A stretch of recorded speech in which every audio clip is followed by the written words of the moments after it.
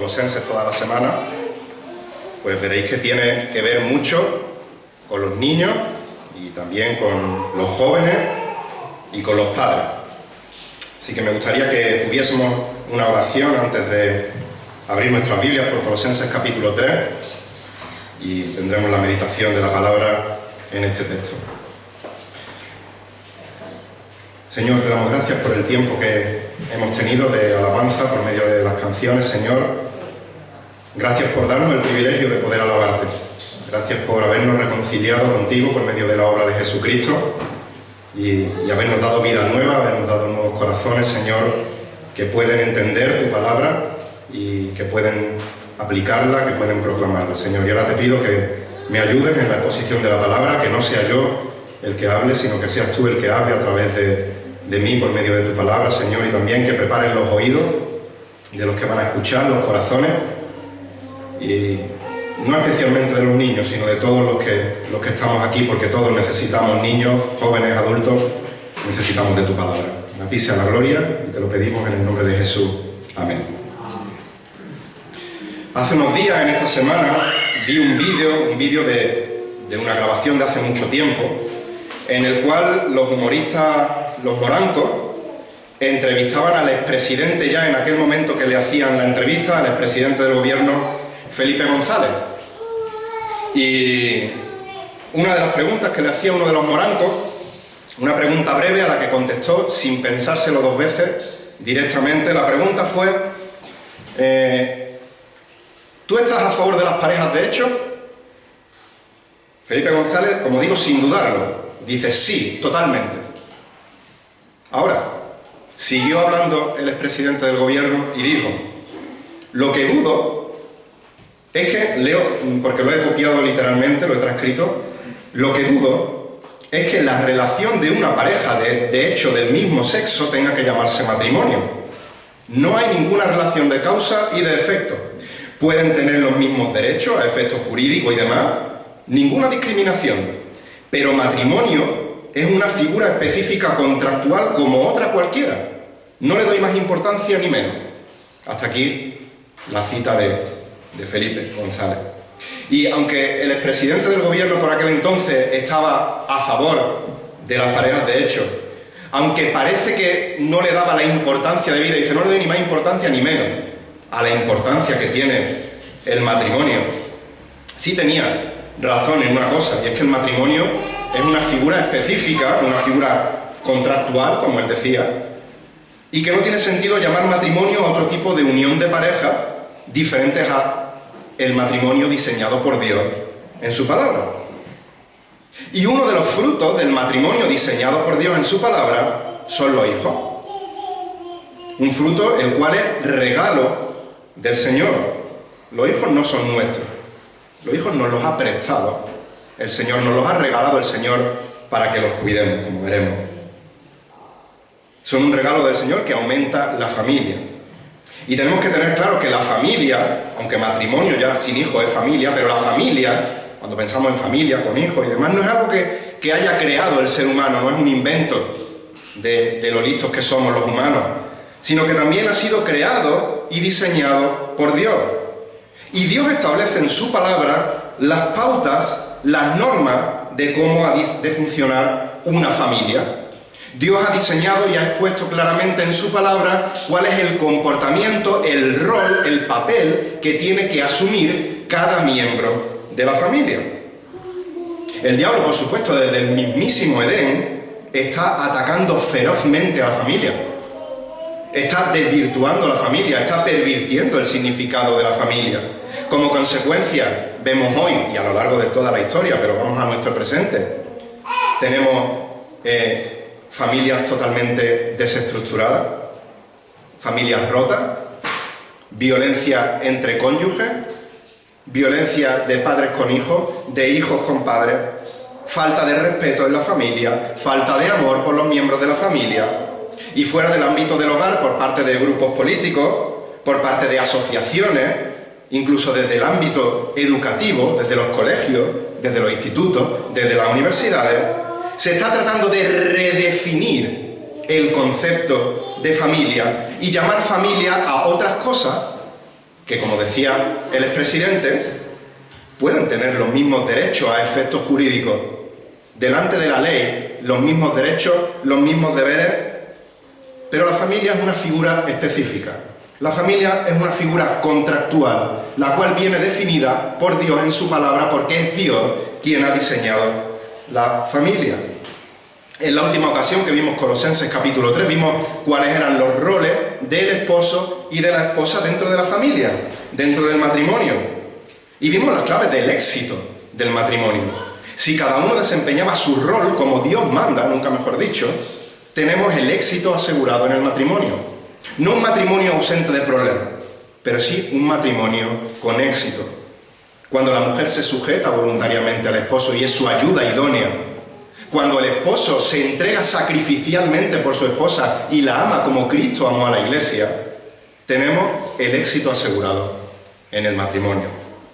Y en el día de hoy vamos a ver las claves del éxito en la relación entre padre e hijo. Acompañadme a Colosenses capítulo 3 y vamos a ver en los versículos 20 y 21 las claves del éxito de la relación entre padres e hijos. Por eso hijos, aunque hijos también me incluyo yo, pero los más pequeños, los de la escuela dominical, están muy atentos en esta mañana a lo que Dios os tiene que contar por su palabra. Dice Colosenses capítulo 3, versículos 20 y 21. Hijos, sed obedientes a vuestros padres en todo, porque esto es agradable al Señor. Padres, no nos vamos a librar los padres en esta mañana, no exasperéis a vuestros hijos para que no se desalienten. La obediencia y la honra que los hijos tienen que tener con sus padres es algo que Dios se toma muy en serio en la Escritura. No es algo para tomárselo a broma. Dice Éxodo capítulo 21, versículo 15, el que hiere a su padre o a su madre, o sea, el hijo, ciertamente morirá. Levítico 29.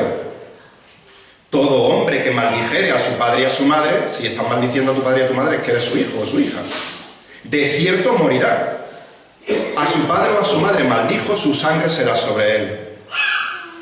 Deuteronomio 21, versículos 18 al 20, dice, si alguno tuviese un hijo contumaz, y esta palabreja significa un hijo que se mantiene cabezón, firme en una actitud que no es buena, y se mantiene así a pesar de la advertencia, de los castigos, de los consejos que le está dando su padre, si alguno tiene un hijo contumaz y rebelde, que no obedeciere la voz de su padre ni de su madre, y habiéndole castigado, aquí explica lo que es contumaz, no les obedeciere, entonces lo tomarán su padre y su madre, lo sacarán ante los ancianos de la ciudad y a la puerta del lugar donde viva, y dirán a los ancianos de la ciudad, este es nuestro hijo, es contumaz y rebelde, no obedece a nuestra voz, es glotón y borracho.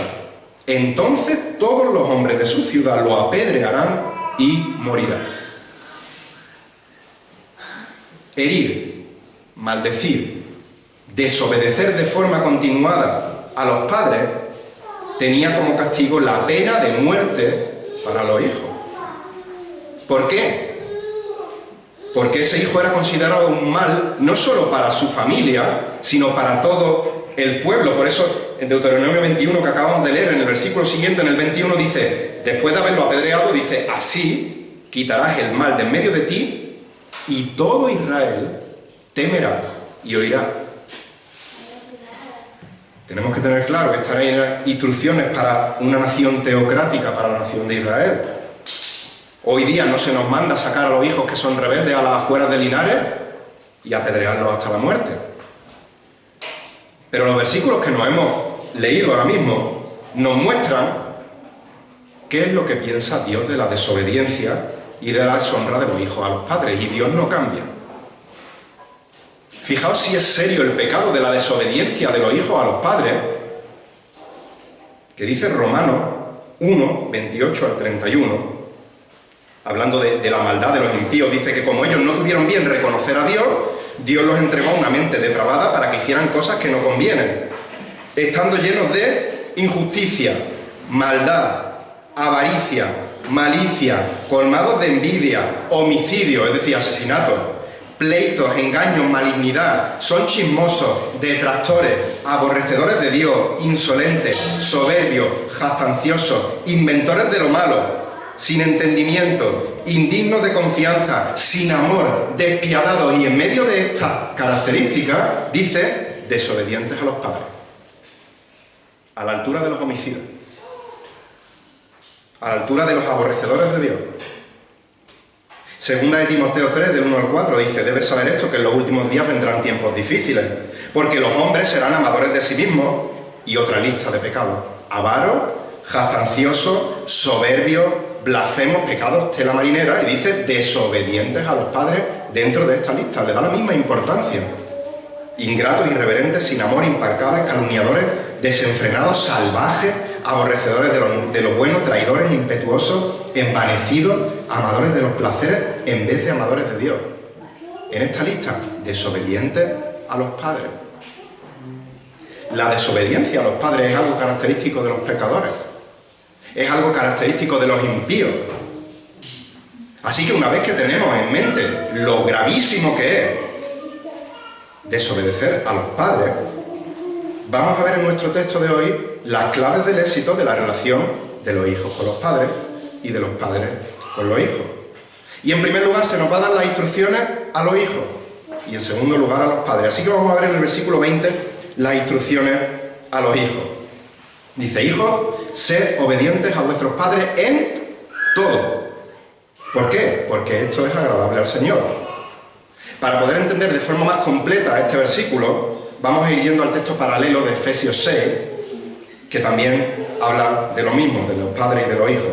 De hecho, el texto paralelo, Efesios 6.1, es casi idéntico. Dice Efesios 6.1: hijos, obedeced a vuestros padres en el Señor, porque esto es justo. En ambos textos la palabra hijo no está haciendo referencia únicamente a los hijos pequeñitos. Significa literalmente descendencia, los que han sido engendrados. Así que todos los que hemos sido engendrados entramos en esa característica de hijos, en esa definición. Independientemente de nuestra edad, hijos, debéis obedecer a vuestros padres. Ahora veremos durante cuánto tiempo, de qué forma, pero todos los que estamos aquí somos hijos, vamos a estar atentos.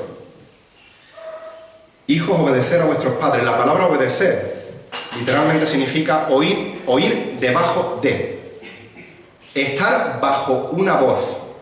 Por lo tanto, obedecer a los padres lo que está diciendo es colocarse bajo la autoridad de tu padre para oír con atención lo que tu padre, tu madre te tiene que decir.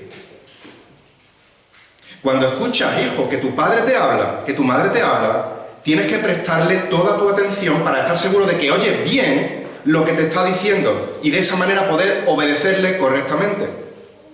Se trata, como yo le digo a mi hijo en muchas ocasiones, de escuchar con los ojos. No solo con los oídos, sino también con los ojos. Con los 5 sentidos puestos en lo que me está diciendo mi padre o mi madre.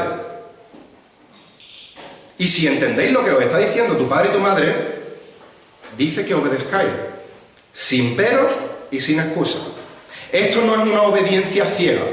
Esto no quita que vosotros, hijos, podáis preguntar a vuestro padre y a vuestra madre por las instrucciones que os ha dado. Pero en último término tenéis que obedecer a vuestros padres.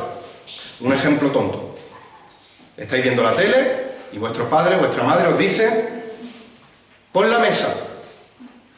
Y tú no puedes responder un momento y seguir viendo la tele. Tú tienes que poner la mesa. Ahora bien, tú puedes decirle: papá, mamá, le quedan 2 minutillos a lo que estoy viendo. ¿Puedo terminar de verlo y luego poner la mesa? Y si tu padre o tu madre te dice no, apagas la tele y obedeces. Si tu padre o tu madre dicen sí, terminas de verlo y obedeces. Tienes todo el derecho de hablar con tu padre, pero en último término tienes que obedecer a tu padre y a tu madre. Dios ha colocado a tu papá, a tu mamá, sobre ti, sobre mí como hijo, como la autoridad que está sobre mí para mi propio bien. No para fastidiarte y no dejarte ver esos 2 minutos de tele, sino para tu propio bien. Y al igual que vimos que las esposas se sujetan voluntariamente a su esposo, los hijos tenéis que sujetaros voluntariamente a vuestros padres. Ahora bien, en cuanto a este mandato de obedecer a los padres, me gustaría que viésemos tres cosas. En primer lugar, ¿cuánto tiempo tengo que obedecer a mis padres? En segundo lugar, ¿en qué cosas tengo yo que obedecer a mis padres? Y en tercer lugar, ¿por qué debo yo de obedecer a mis padres?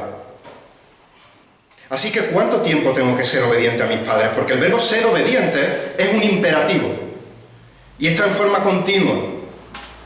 Tengo que ser obediente todo el tiempo, pero todo el tiempo implica que tengo que ser obediente a mis padres a lo largo de toda mi vida hasta que me muera.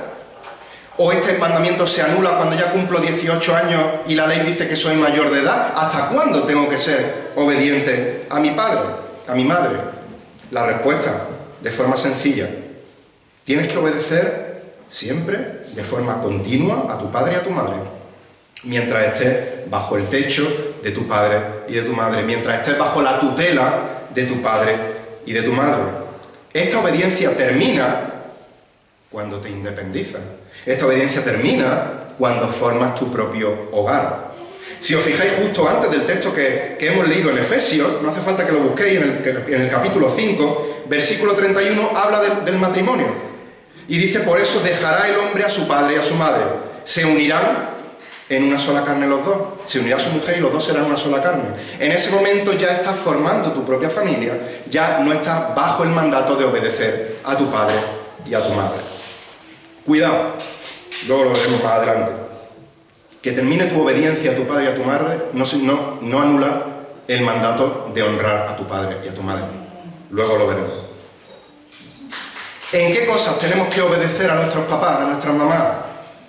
Dice el versículo 20: hijos, sed obedientes a vuestros padres en todo. Como hemos dicho antes, tenéis que sujetaros voluntariamente a vuestros padres, a su autoridad, y tenéis que obedecer cualquier instrucción que ellos os den, en todo, con una excepción. Os voy a decir una cosa que ya se ha abierto los ojos de más de uno, en la que podéis desobedecer a papá y a mamá.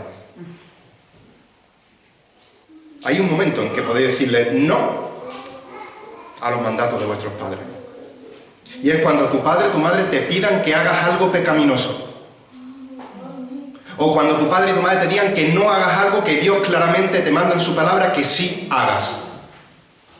Es por eso que dice Hechos 5:29 que tenemos que obedecer a Dios antes que a los hombres. Y eso incluye a tu padre y a tu madre. Pero aún en el hipotético caso de que tus padres por error te manden que hagas algo que está en contra de la palabra de Dios, tenéis que desobedecerles honrando a tu padre y a tu madre, sin faltarles al respeto. Y en tercer lugar, ¿por qué tengo que obedecer a mis padres? Bueno, ya lo hemos visto, son la autoridad que Dios ha puesto sobre nosotros, pero dice el texto porque esto es agradable al Señor, y Efesios 6:1 nos dice que esto es justo. Efesios nos dice que tenemos que obedecer en el Señor porque es agradable al Señor y porque esto es justo. Tenéis que obedecer en el Señor a vuestros padres porque esto es un reflejo de vuestra obediencia a la voluntad del Señor, que es el que os manda que obedezcáis a vuestros padres. Y cuando obedecéis a vuestros padres, esto agrada al Señor. Pero al Señor no le agrada una obediencia resignada. No se trata solo de obedezco a mi padre y a mi madre porque sí, porque la Biblia lo dice. Y voy refunfuñando para mí adentro, ¿y por qué tengo que hacer yo esto? ¿Y por qué no se lo han pedido a mi hermano? No. Esa obediencia no tiene valor ninguno delante de Dios. Es tan importante tanto el acto de obedecer como la disposición del corazón a obedecer. Sé que Dios me lo manda. Y entonces, aunque no me apetezca, aunque no entienda las instrucciones de mi padre por qué me pide cierta cosa, obedezco con gozo. Porque sé que esto agrada al Señor. Y porque sé que esto es justo. Yo le he dado más de una vez, más de 2 veces y más de muchísimas veces, he perdido la cuenta, órdenes equivocadas a mi hijo. Mi hijo me ha contestado, a veces con razón, a veces sin razón. No es justo. Y cuando tenían razón, es que yo estaba cometiendo algo injusto. por error. Pero la palabra de Dios no se equivoca nunca. La palabra de Dios no contiene error. No hay ningún mandamiento en la Biblia, no hay ninguna doctrina que esté equivocada y que con el paso del tiempo se quede desfasada, anticuada y haya que cambiarla. Toda la Escritura, dice el texto de 2 de Timoteo que tenemos en la pared, que es inspirada por Dios y es útil, toda. Por tanto, no hay injusticia en lo que Dios te manda. Y si Dios te manda que obedezcas a tu padre y a tu madre, que sepas que es justo. Dice el Salmo 19:8 que los mandamientos de Jehová son rectos. Salmo 119:75, conozco, oh Jehová, que tus juicios son justos. Salmo 119:128, estimé rectos todos tus mandamientos sobre todas las cosas. Oseas 14:9, porque los caminos de Jehová son rectos y los justos andarán por ellos. Obedece sin miedo el mandato que te da Dios en la Biblia. ¿Por qué? Porque es justo. Dios no se equivoca. No te está diciendo obedece a tu padre y a tu madre porque es cariñoso. No es porque es digno de ser obedecido, porque es una persona honorable, no. No dice obedece a tu padre y a tu madre porque es creyente. El mandato es universal. Sean tus padres más o menos dignos de ser obedecidos. Sean tus padres creyentes o sean no creyentes. Sean más atentos a vosotros o sean más fríos con vosotros. Si no te piden algo que es contrario a la voluntad de Dios, obedece a tu padre y a tu madre en todo. Porque si no obedeces a tu padre y a tu madre, en definitiva lo que estás haciendo es desobedecer a Dios. Pero el mandato no se queda ahí.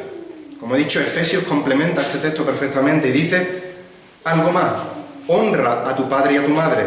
Es el primer mandamiento con promesa para que te vaya bien y para que tengas larga vida sobre la tierra. Aquí está citando Éxodo 20:12. Para el pueblo de Israel esto era una promesa de bendición ligada a la tierra prometida, porque dice Éxodo 20:12, honra a tu padre y a tu madre para que tus días sean prolongados en la tierra que el Señor tu Dios te da. Pero si Pablo está citando Éxodo en Éfeso, está extendiendo la promesa, haciendo la implicación de la promesa extensiva a todo el que obedece ese primer mandamiento con promesa. Y al igual que hemos visto en Colosenses 3:20, el cuánto tiempo debo de obedecer a mis padres, el qué cosas debo de obedecer a mis padres y el por qué debo de obedecer a mis padres, vamos a ver ahora qué significa honrar a mi padre y a mi madre y qué es esa bendición que conlleva el obedecer este mandamiento. La palabra honra significa valorar algo a un alto precio, tener algo en alta estima. La palabra de Dios nos manda a honrar en primer lugar a Dios. Tener su nombre sobre todo nombre, en alta estima. Considerar a Dios como lo más valioso que existe. Y los padres no somos dioses, ni siquiera diosecillos. Pero a tu padre y a tu madre no le puedes tratar de cualquier manera. Tu padre y tu madre han sido puestos como autoridad por encima de ti. O a la inversa, tú has sido colocado por debajo de tus padres como alguien que tiene que obedecer a esa autoridad. Así que tienes que tener a tus padres en alta estima y honrarlos. Por supuesto, tienes que tener, no, debes de tener muchísima confianza con tus padres. No es ahora, ahí tengo a mi padre y me acerco con... No. Familiaridad en el trato, cariño, afecto, confianza, pero recordando, tus padres no son iguales a ti. Y tienes que tenerlos en alta estima, tienes que honrarlos, y una de las formas de demostrar esa honra es obedecer a tu padre y a tu madre en todo. Mira, una vez escuché en una predicación en una boda al predicador decirle a los novios con una sonrisa de oreja a oreja y en tono muy jocoso: la Biblia dice, mira, un texto que acabamos de leer hace poco, dejarán a su padre y a su madre y se unirán en una sola carne, así que por fin os libráis de vuestros padres. Y la única buena lección que dio ese predicador ese día es cómo aplicar un texto fuera de contexto para decir lo que a ti te dé la gana. Eso es lo único que yo saqué en claro de esa predicación. Como hemos dicho antes, la obediencia a los padres termina cuando tú te independizas, cuando tú formas tu propia familia, cuando tú dejas de estar bajo la tutela de tus padres. Pero respecto a la honra, esto es de por vida. Esto es de por vida. No es seguir solo amándoles y tratándoles con respeto una vez que te hayas casado, sino incluso llegar a ayudarles económicamente o hacerte cargo de ellos si no pudieran valerse por sí mismos. Y os invito a que luego leáis Mateo capítulo 15 y Primera de Timoteo capítulo 5. No tenemos tiempo para leerlo. Y esta honra, esta obediencia conlleva una bendición. Para que te vaya bien y para que tengas larga vida sobre la tierra. ¿Es esta promesa de bendición la seguridad de que en el 100% de los casos, si honro a mi padre y a mi madre y lo obedezco, todas las cosas me van a ir bien y no voy a morir hasta que esté arrugado como una pasa viejecito? Pues no. Todos conocemos, por desgracia, casos de buenos creyentes que han pasado jóvenes a la presencia del Señor, muy jóvenes, y creyentes de buen testimonio. Conocemos personas que viven de forma pecaminosa y que llegan a viejos. Pero estos casos son la excepción, no son la generalidad. Por lo general, honrar a tu padre y a tu madre te va a traer calidad de vida y te va a traer cantidad de vida. Para que te vaya bien, calidad de vida, y para que tengas larga vida sobre la tierra, cantidad de vida. Dice Proverbios 3, del 1 al 2. Hijo mío, no te olvides de mi enseñanza, está hablando un padre a su hijo, y tu corazón guarde mis mandamientos, porque largura de días y años de vida y paz te añadirán. Mientras que la obediencia a los padres trae, por norma general, calidad y cantidad de vida, cuando un hijo crece sin honrar a su padre, cuando un hijo crece sin obedecer a su padre, por norma general va a tomar decisiones muy incorrectas, las cuales le van a llevar a peligros, a enfermedades, a adicciones, a ruina e incluso a la muerte prematura.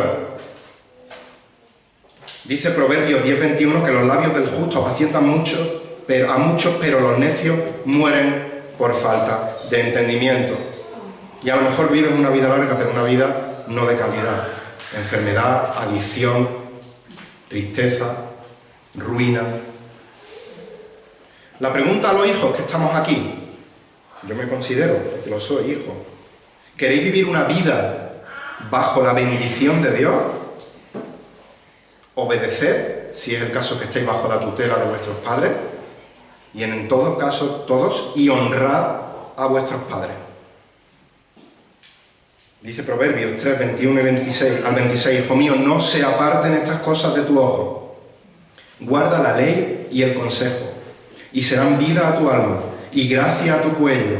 Entonces andarás por tu camino confiadamente, tu pie no tropezará. Cuando te acuestes no tendrás temor, sino que te acostarás y tu sueño será grato. No tendrás temor de pavor repentino, ni de la ruina de los impíos cuando vinieren, porque Jehová será tu confianza, y Él preservará tu pie de quedar preso. Así que hemos visto las claves del éxito de la relación de los hijos con los padres. Pero también nos dan unas instrucciones a los padres que nos van a dar las claves del éxito de los padres para con los hijos. Sigue diciendo nuestro texto: Padre, no exasperéis a vuestros hijos para que no se desalienten. Y Efesios 6:4, el texto paralelo, dice: Vosotros, padres, no provoquéis a ira a vuestros hijos, sino criadlos en la disciplina y amonestación del Señor. Son instrucciones que nos pueden parecer totalmente lógicas. Pero tenemos que tener en cuenta que en el contexto que escribe Pablo, nunca olvidemos la importancia del contexto de un texto. Pablo les está dando a los padres de esa época, a los lectores de la carta, unas instrucciones que los dejaban en shock. Unas instrucciones que eran revolucionarias en aquella época. La ley romana de aquella época contenía la patria potestad, pero no es como la tenemos hoy en nuestro día, aunque se llame igual. La patria potestad le daba al padre poder absoluto sobre la vida de su hijo. De manera que yo como padre podía echar a mi hijo de casa cuando me diera la gana, podía venderlo como esclavo e incluso podía quitarle la vida, y si te he visto, no me acuerdo, no tengo que darle explicaciones a nadie de lo que yo hago con mis hijos. Si un hijo nacía con alguna discapacidad, lo ahogaban al nacer.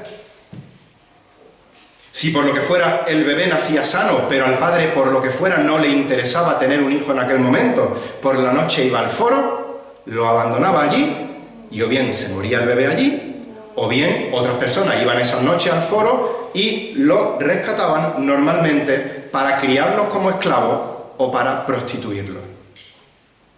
Y solo pensar esto nos revuelve el estómago, ¿verdad? ¡Qué incivilizado! ¿Cómo pueden permitir unos padres que les suceda algo así a su hijo? Si en nuestra época hoy un padre mata a su hijo o una madre, va a la cárcel. Si un padre o una madre en nuestra época no atiende las necesidades básicas de su hijo, vienen los servicios sociales y le quitan a ese niño para que sea bien atendido. Y gloria a Dios por las leyes que protegen al menor en nuestros días. Pero no pensemos que somos mejores que los salvajes de aquella época. De hecho, somos peores. Porque si en el tiempo del apóstol Pablo nacía un hijo y por lo que fuera no me interesaba tener el hijo, lo mato, lo abandono, me olvido de él y no tengo que dar explicaciones. Pero en nuestra época es que vamos un paso más adelante en ese salvajismo. No quiero tener el bebé, lo asesino antes de que nazca. Somos mucho más salvajes que los de la época de Pablo. Millones de niños son abortados todos los años. No solo asesinados cuando hay un embarazo no deseado, sino que yo mismo he tenido compañeras de universidad que usaban el aborto como método anticonceptivo. El ser humano es así de depravado. La culpa es del pecado. Avanza la tecnología, avanza la cultura, avanza la educación, paralelamente avanza el pecado de manera desenfrenada, vertiginosa, incontrolable. Dios es el dador de la vida. Dios es el único que tiene derecho a dar la vida y el único que tiene derecho a quitar la vida. Dios es el que nos da el privilegio de tener hijos, y es por ello que tenemos que tener el máximo cuidado en cómo criamos a nuestros hijos. Y volviendo al contexto de Pablo, que no quiero tampoco que se malentienda algo, esto no significa que en la época de Pablo los padres no amaban a su hijo. No. Seguro que la mayoría de los padres amaban a sus hijos igual que nosotros en nuestra época amamos a nuestros hijos. La diferencia era que el estatus del hijo no valía nada. Por eso estaba en manos de los padres. No que los padres no amasen en esa época a los hijos, sino que los hijos en aquella época no valían nada, no tenían derecho a nada. Y es por eso que la enseñanza de Pablo ahora a los padres fue un shock. Si mi hijo no tiene derecho a nada, si yo soy el que mando y ahora me dices que yo tengo que tener cuidado de él, y no solo cuidarlo, sino que no se exaspere, que no se desaliente, que no le provoque a ira. Y eso fue una revolución en la época de Pablo. Así que teniendo esto claro, volvamos a las instrucciones para los padres. Padres, no exasperéis a vuestros hijos. Exasperar significa provocar, irritar, molestar, enojar. Y Pablo está haciendo referencia a acciones continuadas en el tiempo, que tienen como resultado, dice el texto, que el hijo se desalienta. Y desalentar significa literalmente sacar el aire. Imaginaros un globo lleno y cuando le sacamos el aire el globo se queda que no tiene ni forma, ni fuerza, ni nada. Eso es desalentar, sacar el aire, desesperanzar al hijo, descorazonar al hijo. Por su parte, la expresión de Efesios 6:4, provocar a ira, es parecido, sugiere un patrón repetitivo de la conducta de los padres con los hijos, que les llevan poco a poco a un resentimiento profundo que acaba explotando o internamente, sin darlo a conocer, en la ira pecaminosa del hijo. Esto no quiere decir que si yo ordeno algo a mi hijo o disciplino correctamente a mi hijo y mi hijo se enfada, le estoy provocando a ira. Haciéndolo bien también se pueden airar, pero el problema es de los niños, no es nuestro. Al principio hemos visto que los hijos tienen que obedecer a sus padres en todo, porque los padres son la autoridad que ha puesto Dios sobre vosotros, sobre nosotros. Lo hagan bien o lo hagan mal vuestros padres, si tenéis ira contra ellos, esos ojos vueltos para atrás, ese entre dientes, se escuche en voz alta, o sea Dios el único que lo vea, que sepáis que estáis pecando contra vuestros padres y contra Dios en último término.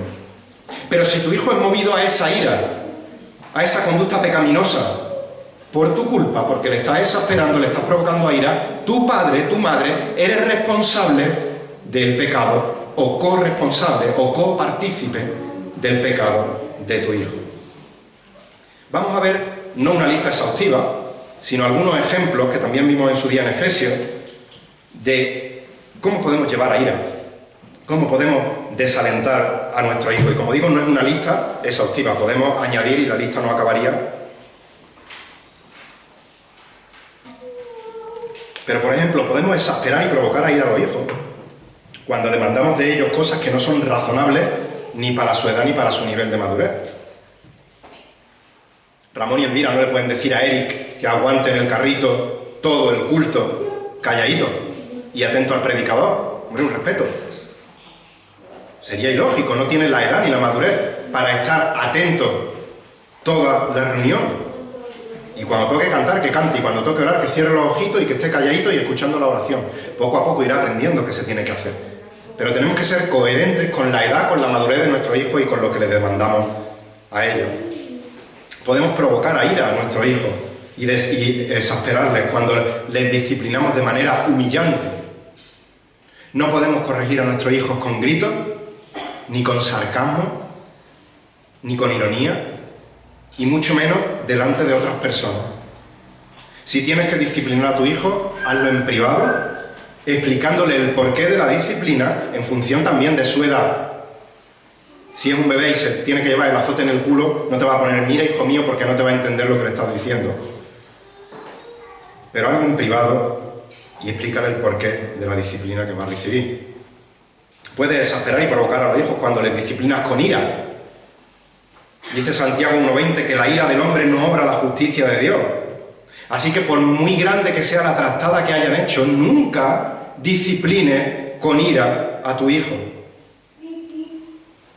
Cuando estaba estudiando este texto, yo parecía un saco de boxeo de las guantas que me estaba dando el texto a mí mismo.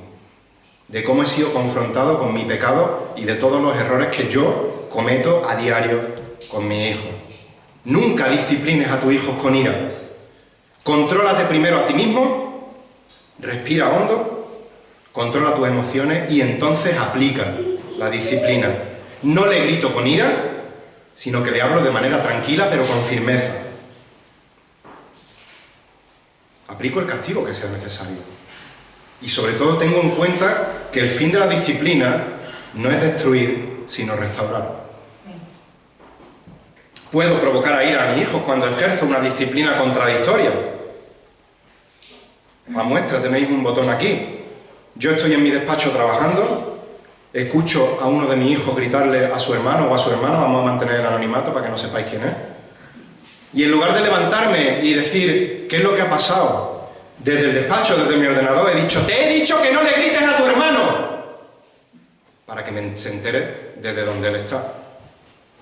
Si voy a pedirle yo que hagan algo, yo tengo que predicar con el ejemplo. No puedo darle una disciplina contradictoria. No nos dé miedo pedirle perdón a nuestros hijos cuando nos equivocamos. Podemos exagerar o provocar a ira a nuestros hijos cuando ejercemos una disciplina inconsistente. Veo que mi hijo está haciendo algo malo, pero no me molesta, le sigo y yo a lo mío. Le dejo que siga y yo a lo mío. Al día siguiente hace lo mismo, pero yo he tenido un mal día en el trabajo, me duele la cabeza por lo que sea y le cae la bronca por el mismo pecado que cometió el día anterior y no le pasó nada. Esto provoca confusión en los hijos. No saben a qué acatarse, ¿lo hago, no lo hago, puedo hacerlo? Tenemos que ejercer una disciplina consistente. No confundir a nuestros hijos para que se exasperen y sean provocados a ira. Podemos provocar a ira a nuestros hijos cuando prometemos algo y no lo cumplimos. Por supuesto, hay situaciones que no controlamos, no somos Dios. Y podemos tener algo planteado, algo prometido, y las circunstancias nos impidan cumplirlo. Los hijos tienen que tener constancia informarles nuevamente en función de la edad que tengan y de lo que le tengamos que explicar, del por qué hemos prometido y no podemos cumplir. Podemos exasperar y provocar a ira a nuestros hijos cuando sus acciones atentan contra mi comodidad o contra mi agenda. Samuel nos recordaba el domingo pasado en Marcos capítulo 6 cómo Jesús no tenía tiempo ni para comer con los discípulos. Estaba agotado y busca un sitio tranquilo donde ir a estar en calma con los discípulos. Pero ve a las multitudes, tiene misericordia de ellos, deja su comodidad a un lado y les atiende. Si vengo del trabajo agotado y nada más abrir la llave y entrar por la puerta se activa el modo terremoto de mi hijo, yo no puedo reaccionar como un resorte de mala manera. Si estoy con la hora justa para llevar a mi hijo pequeño al colegio y se tira la leche encima una vez vestido porque ya es mayor y ya sabe hacerlo solito, y veo que me come el reloj y que no llego, no puedo reñirle por la torpeza de la falta de agilidad de esa edad.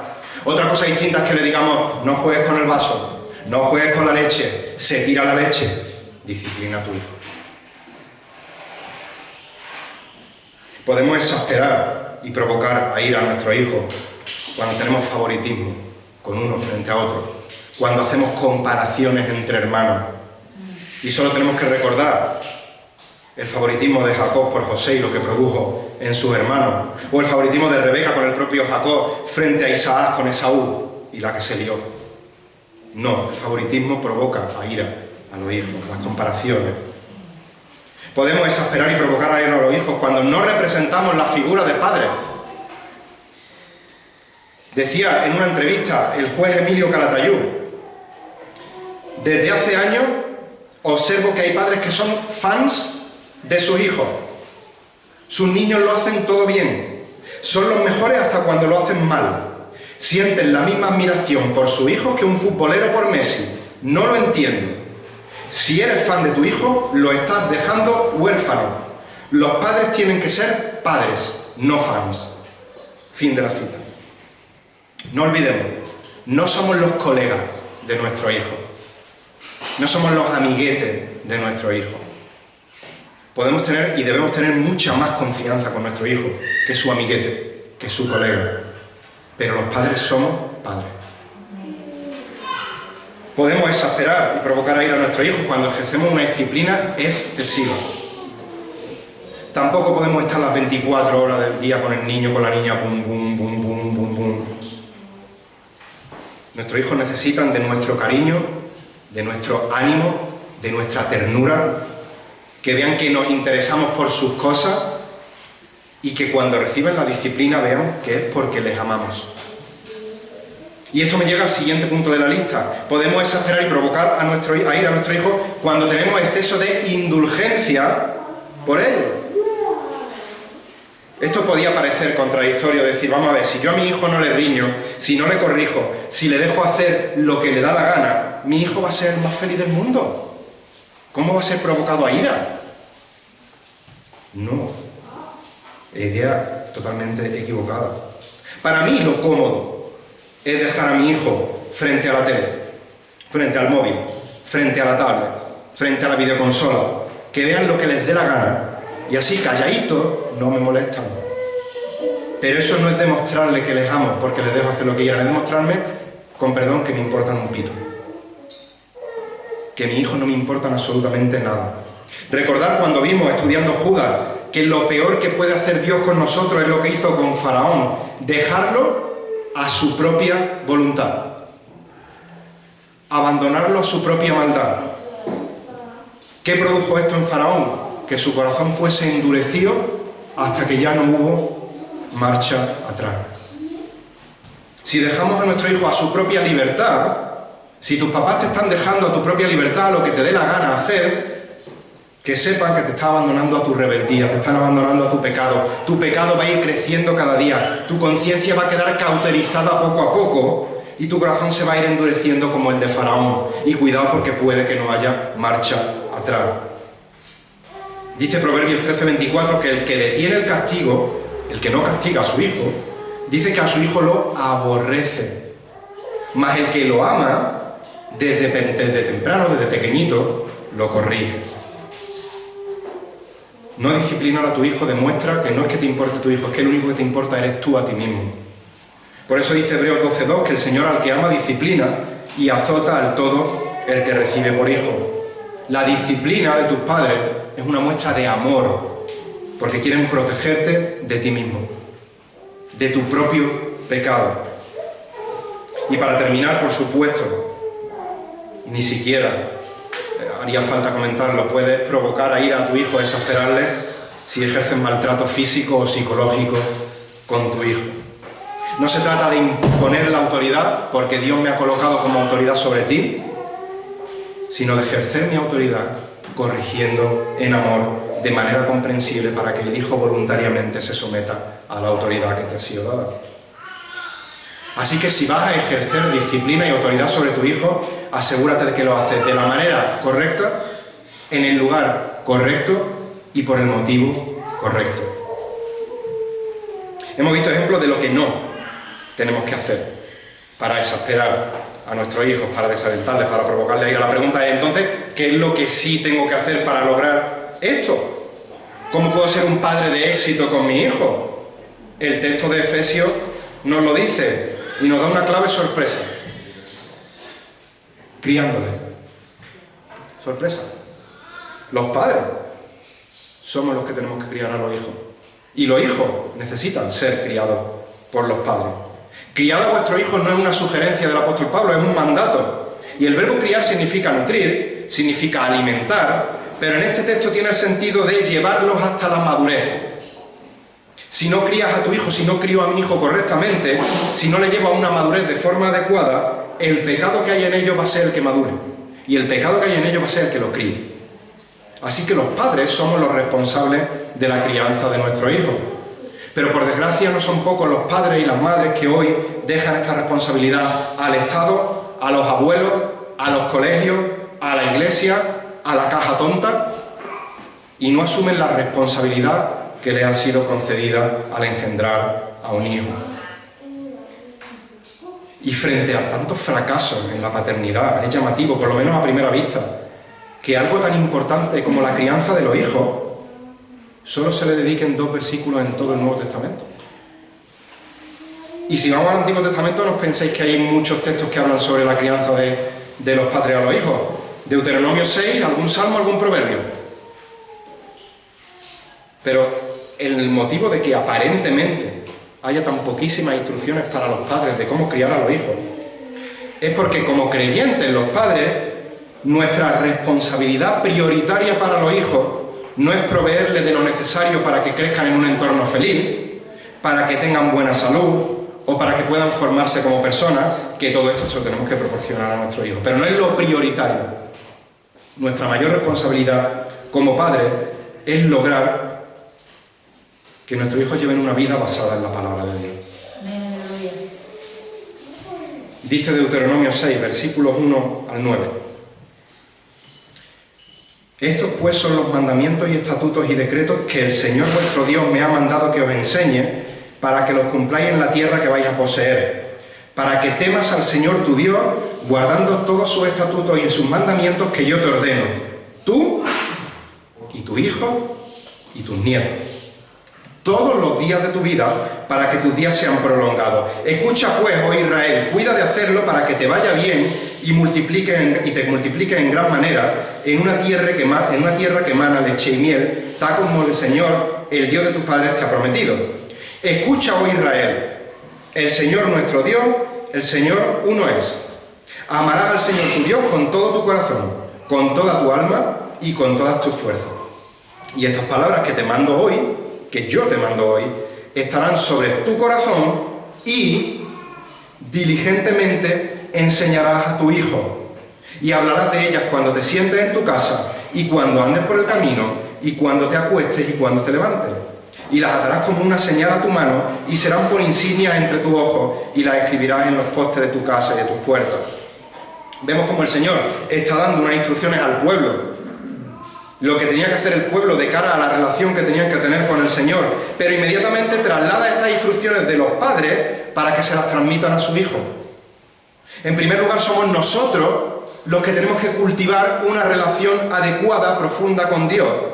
Y el fruto de esa relación tiene que verse reflejado en la instrucción que le damos a nuestro hijo. No es que la Biblia dedique pocos versículos a cómo tenemos que criar a nuestro hijo. Es que toda la Biblia es el manual de cómo tenemos que criar a nuestro hijo, porque la relación que Dios quiere tener con nosotros por medio de la obra de redención de Cristo es el testigo que tenemos que pasarle nosotros a nuestro hijo. Y estas palabras que te mando hoy estarán sobre tu corazón y diligentemente las enseñarás a tu hijo. Así que si había alguna duda de quién tiene que criar a los hijos, ya está aclarado. Somos los padres. ¿Cómo podemos criarlos adecuadamente? Versículo 4 de Efesios 6. En la disciplina y en la amonestación del Señor. La palabra disciplina hace referencia a todo el proceso de instrucción de los hijos e incluye también la idea de corregir a los hijos de sus faltas. El director de cine ya fallecido hace muchos años, Manuel Summers, se equivocó de lleno en el título de su divertidísima película Todo el mundo es bueno. No todo el mundo es bueno. Todo el mundo es malo, por naturaleza. El bebé no es una tábula rasa, no es una pizarra en blanco donde no hay bien ni mal y a partir de ahí empezamos a escribir. No, nacemos pecadores. El ser humano nace infectado por el pecado. Por eso al bebé no le tienes que enseñar a ser egoísta, al bebé no le tienes que enseñar a arrancar de las manos el juguete que quiere de las manos de otro, no le tienes que enseñar a decir mío y no compartir. Eso no se lo tienes que enseñar, eso ya viene de serie. Es por eso que cuesta tanto enseñarle a compartir, enseñarle a aceptar un no y no enfadarse, enseñarle a dar las gracias. ¿Por qué? Porque dice Proverbios 22:15 que la necedad está ligada en el corazón del muchacho, está ligada, más la vara de la corrección, la amonestación, la disciplina, la alejará de él, de esa necedad. Por tanto, los hijos tienen que ser enseñados a obedecer a los padres. Por su parte, la palabra amonestación significa literalmente colocar en la mente. Esto tiene muy probablemente que ver con la instrucción verbal que le damos a nuestro hijo. Así que los padres tenemos que conocer la Escritura, vivir la Escritura, para colocar la Escritura de nuestro corazón a la mente de nuestro hijo, de manera que ellos puedan conocerla y a su vez puedan vivirla y transmitirla a su hijo. Así que padres, entre los cuales yo me incluyo, oremos por sabiduría para saber comportarnos como padres con nuestro hijo. Y Dios nos da la sabiduría a través de su palabra. Proverbios 2:6, porque el Señor da sabiduría, de su boca viene el conocimiento y la inteligencia. Y Santiago 1:5 nos dice, esto tanto para los padres como para los hijos, si alguno de vosotros se ve falto de sabiduría, que la pida a Dios, el cual la da a todos abundantemente y sin reproche, y le será dada. Necesitamos sabiduría para educar a nuestros hijos y para convivir con ellos de manera exitosa. Hijos, entre los cuales me incluyo yo, oremos por sabiduría para saber cómo honrar, cómo respetar, cómo obedecer a los padres. Los más pequeñitos, una pregunta, no tenéis que responderla en voz alta. ¿Cuántas veces oráis al día? ¿Oráis por la comida? ¿Oráis por vuestros familiares? ¿Oráis antes de iros a la cama? Eso está muy bien. En todas esas oraciones, orad por sabiduría. Orar por sabiduría para saber cómo comportaros como hijos. Orar por sabiduría para saber cómo comportaros como hermanos. Y dice que Dios la da abundantemente y sin reproche. Pero sobre todas las cosas, hijos y padres, creo que no es el caso en esta mañana, pero por si acaso padres, si no tenéis a Cristo en vuestra vida, si aún no sois salvos, orad a Dios para que os dé entendimiento de su Evangelio. Orad a Dios para que os dé fe para salvación. Orad a Dios para que os dé un corazón nuevo, limpiado con la preciosa sangre de su Hijo Jesucristo derramado en la cruz del Calvario para salvarte. Ora a Dios para que te dé fe para creer que el Hijo de Dios se hizo hombre, que vivió una vida perfecta, que murió en la cruz del Calvario, en el lugar de los pecadores que vino a salvar, y que resucitó al tercer día con poder, y ahora está en el cielo intercediendo por nosotros hasta que vuelva con poder por segunda vez, como Rey de Reyes y Señor de Señores. Ora para que el Señor te dé fe para creer esto. Y dice Hechos 16:31, cree en el Señor Jesucristo y serás salvo. Ve a Cristo en arrepentimiento por tus pecados. Pídele al Señor que Él sea el Señor y el Salvador de tu vida. Y Él con gozo, por pura gracia, por su misericordia, te va a dar la vida eterna. Si entiendes el Evangelio, no importa la edad que tengas, ve a Cristo. Y dice Juan 6:37 que el que viene a mí, el que viene a Cristo, de ningún modo lo echaré fuera. Quiera Dios que hoy sea día de salvación y que el Señor nos ayude, que nos dé sabiduría para comportarnos como padres y para comportarnos como hijos, para su gloria. Vamos ahora.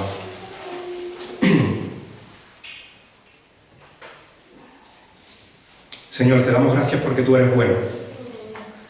Señor, te alabamos porque sabemos que eres perfecto, que todo lo que haces lo haces bien y que tú nos has revelado tu palabra, todo lo que nos has querido revelar.